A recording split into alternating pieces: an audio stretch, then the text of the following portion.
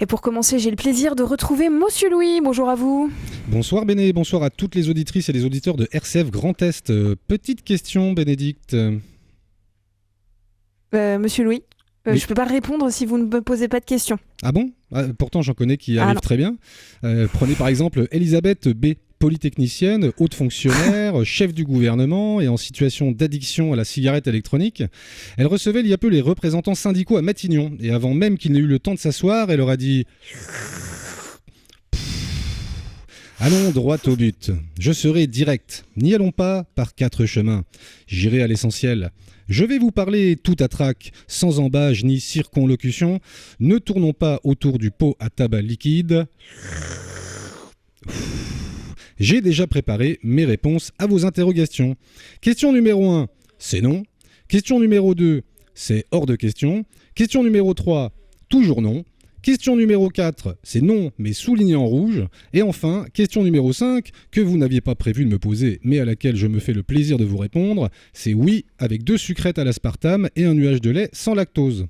Alors évidemment, les représentants syndicaux sont sortis un peu chafouins de la réunion avec la Première ministre et ne s'en sont pas cachés devant les journalistes qui les attendaient sur le perron. Enfin, presque tous, puisqu'ils attendaient encore Laurent Berger, le premier secrétaire de la CFDT, qui errait dans les couloirs à la recherche de sucrètes à l'aspartame et qui devait encore passer un petit coup de serpillière dans le bureau d'Elisabeth avant d'avoir l'autorisation de rentrer chez lui.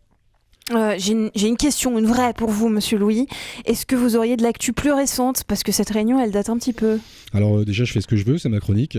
Mais pour vous faire plaisir, Béné, parlons de la réunion du G7, ou le groupe des 7, qui, selon Wikipédia, est un groupe de discussion et de partenariat économique entre 7 pays, réputés en 1975 pour être les plus grandes puissances avancées du monde, et qui détiennent environ les 2/3 de la richesse nette mondiale, soit l'Allemagne, le Canada, les États-Unis, la France, l'Italie, le Japon et le Royaume-Uni, rencontre au sommet qui avait lieu à Hiroshima la semaine passée.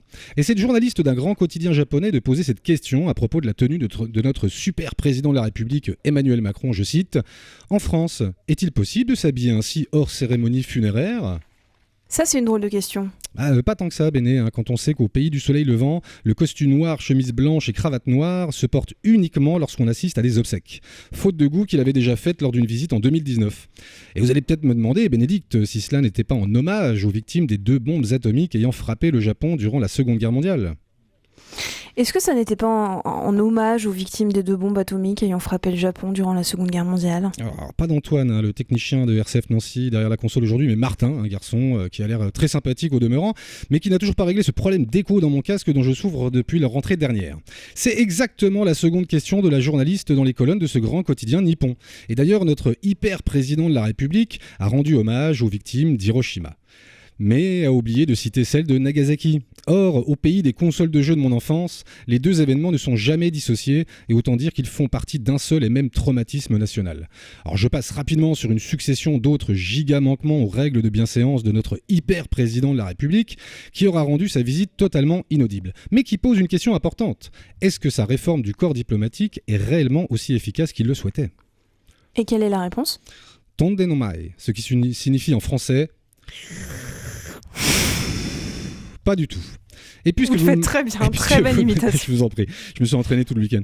Et puisque vous ne me posez pas la question, Bénédicte, je tenais à vous répondre quand même. Oui, je serai l'animateur de la prochaine soirée de l'association 4 qui donne la parole à tous les artistes souhaitant s'exprimer sur un thème défini à l'avance. La soirée aura lieu demain, mardi 23 mai, à partir de 20h sur la scène du Meltdown à Nancy.